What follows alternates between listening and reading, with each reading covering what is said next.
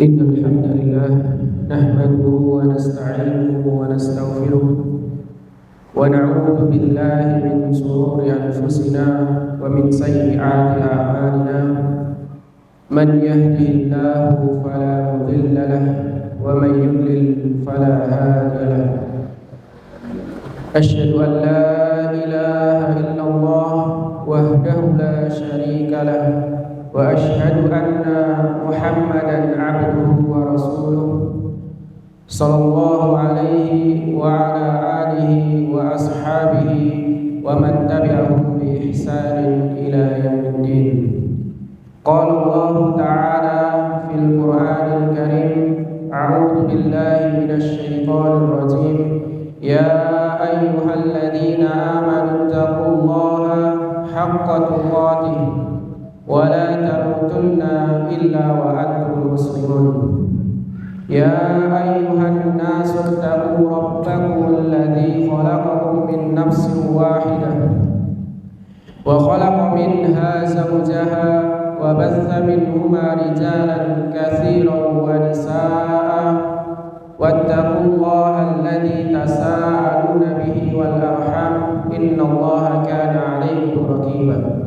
يا أيها الذين آمنوا اتقوا الله وقولوا قولا سديدا يصلح لكم أعمالكم ويغفر لكم ذنوبكم ومن يطع الله ورسوله فقد فاز فوزا عظيما. فإن أصدق الحديث كتاب الله وخير الهدي هدي محمد صلى الله عليه وسلم وشر الأمور محدثاتها فإن كل محدثة بدعة وكل بدعة ضلالة وكل ضلالة في النار. أما بعد. Ma'asyiral muslimin jamaah salat Jumat rahimani wa rahimakumullah.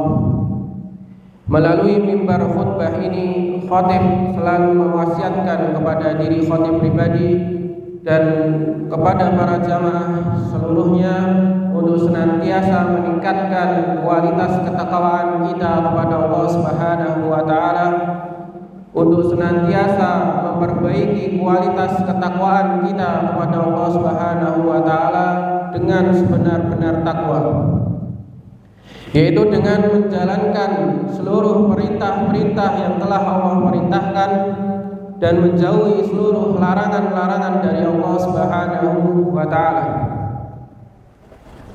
Dan melalui mimbar khatib ini pula, khatib selalu mengajak kepada diri khatib pribadi dan kepada para jamaah sekalian untuk selalu bersyukur kepada Allah Subhanahu wa taala karena atas limpahan nikmat dan karunia-Nya, terutama nikmat yang khasah, nikmat yang khusus yang hanya Allah berikan kepada sebagian hamba-Nya, sebagian hamba-hamba pilihan-Nya, yaitu adalah nikmat Islam dan nikmat iman. Ma'asyiral muslimin jamaah salat Jumat rahimani wa rahimakumullah. Bahwasannya keimanan kepada Allah Subhanahu wa taala, kita diberikan nikmat iman kepada Allah Subhanahu wa taala merupakan salah satu nikmat yang paling agung, salah satu nikmat terbesar yang telah Allah berikan kepada kita, yang mana nikmat itu melebihi daripada nikmat-nikmat duniawi. Karena dengan iman dan kemudian diwujudkan dengan amalan-amalan soleh, maka itu akan menjadi sumber kebahagiaan yang hakiki di dunia, terlebih lagi sumber kebahagiaan di akhirat nanti. Bahkan Allah Subhanahu wa taala tidak main-main.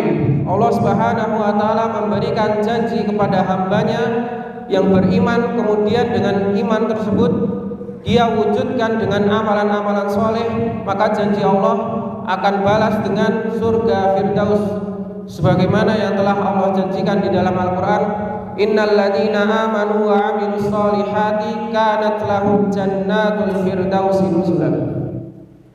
Sesungguhnya orang-orang yang beriman dan dia beramal soleh, maka bagi dia balasan dia adalah surga Firdaus sebagai tempat kembali bagi mereka. Ma'asyiral muslimin, jamaah salat Jumat rahimani wa rahimakumullah.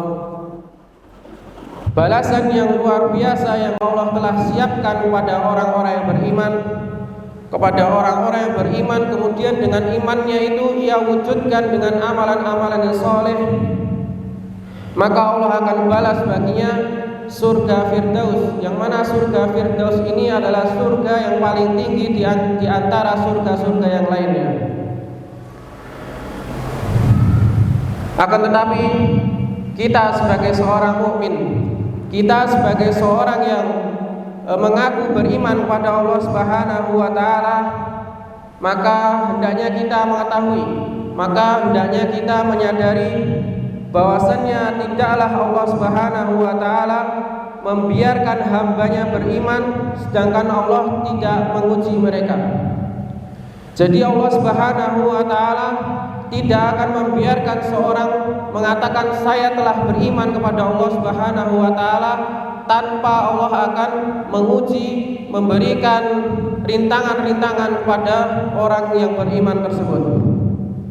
Sebagaimana yang ditegaskan oleh Allah Subhanahu wa taala di dalam Al-Qur'an, ahasiban nasu ayyutraku ayyaqulu amanna wa hum la yuftanun. Walaqad fatanna alladziina min qablihim fala ya'lamanna alladziina shadaqu wa la ya'lamanna al-kadzibin. Apakah manusia itu mengira mereka dibiarkan begitu saja mengatakan bahwasanya sungguhnya kami telah beriman sedangkan mereka tidak diuji? Padahal orang-orang yang beriman sebelum mereka telah diuji. Supaya apa? Supaya Allah Subhanahu wa taala bisa mengetahui mana orang-orang yang jujur di dalam imannya dan mana orang-orang yang berdusta di dalam ucapan imannya. Ma'asyiral muslimin, jamaah salat Jumat rahimani wa rahimakumullah. Maka dari ayat tersebut kita bisa mengambil sebuah faedah bahwasannya setiap orang mukmin yang dia menyatakan beriman kepada Allah Subhanahu wa taala, maka konsekuensinya adalah dia harus siap menerima ujian-ujian yang telah disiapkan oleh Allah Subhanahu wa taala.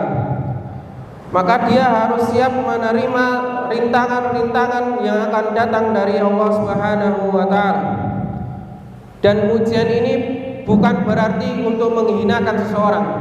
Ujian ini bukan berarti untuk menghinakan seorang hamba.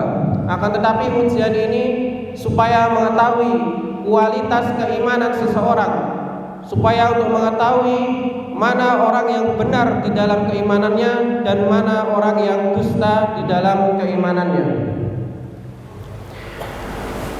Ma'asyiral muslimin, jamaah salat Jumat rahimani wa rahimakumullah.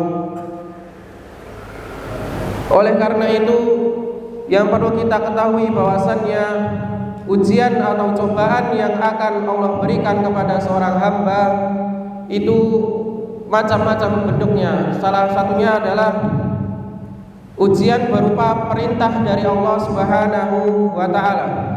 Jadi ketika Allah Subhanahu wa taala ingin mengetahui kualitas keimanan seorang hamba, maka Allah akan uji mereka dengan perintah-perintah yang akan dia lakukan. Perintah-perintah, baik itu perintah-perintah yang ada di dalam Al-Quran maupun perintah-perintah yang ada di dalam As-Sunnah. Maka dari ujian yang ini kita bisa mengambil sebuah pelajaran dari Nabiullah Ibrahim alaihissalam. Beliau Nabi Ibrahim alaihissalam diuji oleh Allah Subhanahu wa taala untuk melakukan satu perintah yang mana jika perintah itu diberikan kepada kita, niscaya kita tidak akan mampu untuk menjalankannya. Yaitu Nabi Ibrahim diperintahkan oleh Allah Subhanahu wa taala untuk menyembelih putra kandungnya. Padahal Nabi Ibrahim alaihissalam beliau bertahun-tahun berdoa kepada Allah Subhanahu wa taala untuk diberikan keturunan. Dan tatkala Allah Subhanahu wa taala sudah mengabulkan doa Nabi Ibrahim alaihissalam, Allah ingin menguji keimanan Nabi Ibrahim alaihissalam dengan menyuruhnya lewat mimpi untuk menyembelih Nabi Ismail atau putra Nabi Ibrahim. Maka tatkala Nabi Ibrahim menceritakan mimpinya itu kepada Nabi Ismail mengatakan, "Ya abati fa'al ma tu'mar, satajiduni insyaallah minas sabirin." Wahai ayahku, jika itu perintah dari Tuhanmu, maka kerjakanlah. Jika itu perintah dari Tuhanmu, maka kerjakanlah. Ini yang dikatakan oleh Nabi Ismail alaihissalam. Dari sini kita bisa mengambil sebuah faedah bahwasanya kualitas keimanan Nabi Ismail dan Nabi Ibrahim alaihissalam sangatlah kuat. Disuruh untuk menyembelih putranya, tapi beliau tetap melakukan pekerjaan itu, tetap melakukan menyembelih anaknya. Yang mungkin perintah ini sedikit tidak masuk di akal kita. Disuruh menyembelih seorang putra yang putra tersebut telah diinginkan selama bertahun-tahun, tetapi karena keimanan dan keteguhan Nabi Ibrahim alaihissalam, beliau tetap menjalankan perintah Allah Subhanahu wa taala. Aqulu qouli hadza wastaghfirullah li wa lakum wa lisairil muslimin fastaghfiruhu innahu huwal ghafurur rahim.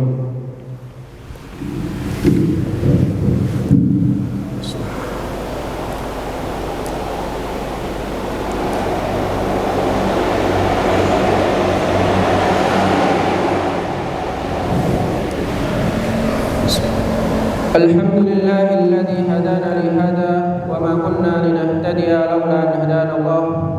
Asyhadu an la ilaha illallah wahdahu la syarika lah wa asyhadu anna Muhammadan abduhu wa rasuluh sallallahu alaihi wa ala alihi wa ashabihi wa man tabi'ahum bi ihsanin ila yaumiddin, amma ba'd. Ma'asyiral muslimin, jamaah salat Jumat rahimani wa rahimakumullah. Jalan keimanan adalah jalan keselamatan. Akan tetapi di dalam jalan keimanan ini banyak sekali rintangan-rintangan, banyak sekali ujian dan cobaan dari Allah Subhanahu wa taala. Banyak cobaan yang telah Allah Subhanahu wa taala siapkan kepada hamba-hambanya yang mengaku beriman kepada Allah Subhanahu wa taala.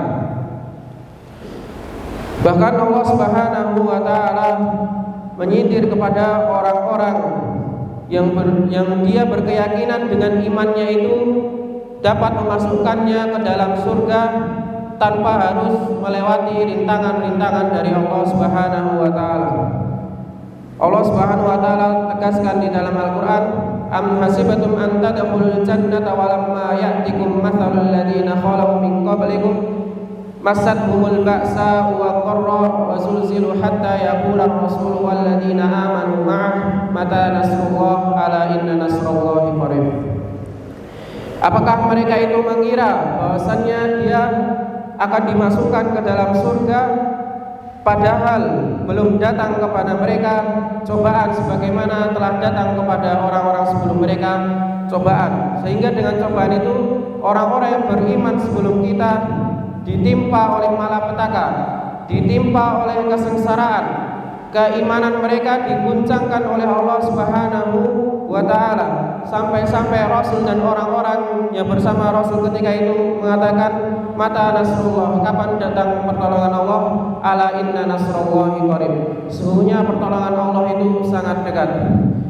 Dan akhirnya kita selalu meminta kepada Allah Subhanahu wa taala taufik dan hidayahnya, yang mana dengan kedua itu semoga Allah Subhanahu wa taala bisa mengistiqomahkan kita di atas jalan kebenaran, bisa mengistiqomahkan kita terhadap keimanan kepada Allah Subhanahu wa taala.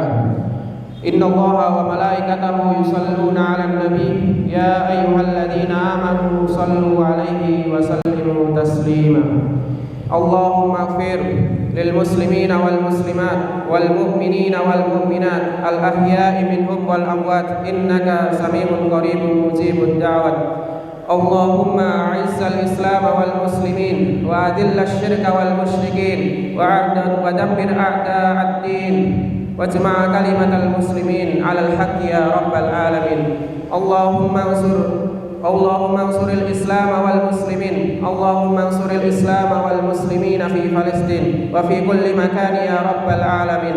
اللهم لا تزغ قلوبنا بعد إذ هديتنا وهب لنا من لدنك رحمة إنك أنت الوهاب. اللهم يا مقلب القلوب ثبت قلوبنا على دينك ويا مصرف القلوب صرف قلوبنا على طاعتك. اللهم لا تجعل الدنيا أكبر همنا. اللهم لا تجعل الدنيا أكبر همنا. ربنا آتنا في الدنيا حسنة وفي الآخرة حسنة وقنا عذاب النار. آخر دعوانا الحمد لله رب العالمين. أقيموا الصلاة.